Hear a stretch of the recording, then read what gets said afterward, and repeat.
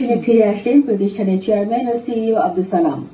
যেন দেশ নতুন করে গঠন করা হবে, তেমনি ২১ টেলিভিশনও বাক স্বাধীনতার সর্বোচ্চ দিয়ে সংবাদ ও অনুষ্ঠান করবে বলে জানান তিনি। আরো জানাচ্ছেন তাহিদুর রহমান। প্রায় ১০ বছর পর রাজধানীর কারওয়ান বাজারে ২১ টেলিভিশন ভবনে এসে দায়িত্বভার গ্রহণ করেন প্রতিষ্ঠানের চেয়ারম্যান ও সিইও আব্দুল সালাম। এ সময় ২১ টেলিভিশনের বিভিন্ন বিভাগের কর্মকর্তা কর্মচারীরা তাকে বরণ করেন। আজকের থেকে প্রচুর কাজ শুরু হলো। পরিবর্তনে অঙ্গীকারাবদ্ধ এমন স্লোগান নিয়ে চলার দৃঢ় প্রত্যয়ের কথাও জানান তিনি।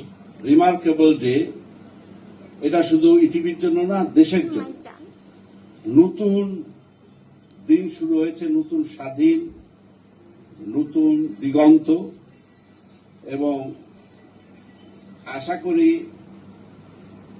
এই নতুন দিনে আমরা ২১ টেলিভিশনে আজকে প্রায় ১০ বছর পর আমার এখানে পদার্পণ।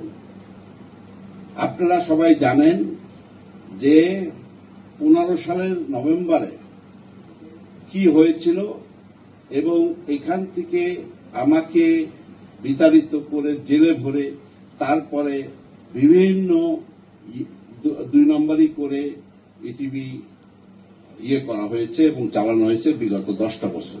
আবারও ২১ টেলিভিশন মানুষের ভালোবাসায় দেশের জনপ্রিয় টেলিভিশন হবে বলে আশা করেন তিনি। ২১ টেলিভিশন আগে যেরকম ছিল, ২১ টেলিভিশন আগামী মিডিয়াতে বাংলাদেশে লিড করবে। স্বাধীন বাংলাদেশে ফেরত এসেছি। উই ক্যান টক নাও। ফ্রিডমলি কথা বলতে পারবো, যেটা আমাদেরকে কেড়ে নেওয়া হয়েছিল, ফ্রিডম অফ স্পিচ। তো সেটা আমরা ফেরত পেয়েছি, এবং ইনশাআল্লাহ আপনারা সবাই সাথে ছিলেন, থাকবেন। আমরা একসাথে কাজ করব, ভালো কিছু কাজ করব, এই প্রতিজ্ঞা সবাইকে বলতে চাই। দেশের কল্যাণে মুক্ত স্বাধীনতার কথাও বলেন তারা। মুক্ত সাংবাদিকতা কাহাকে বলে, কত প্রকার, কি কি, ইটিভি আবার পথ দেখাবে। তৌহিদুর রহমান, ২১ টেলিভিশন, ঢাকা।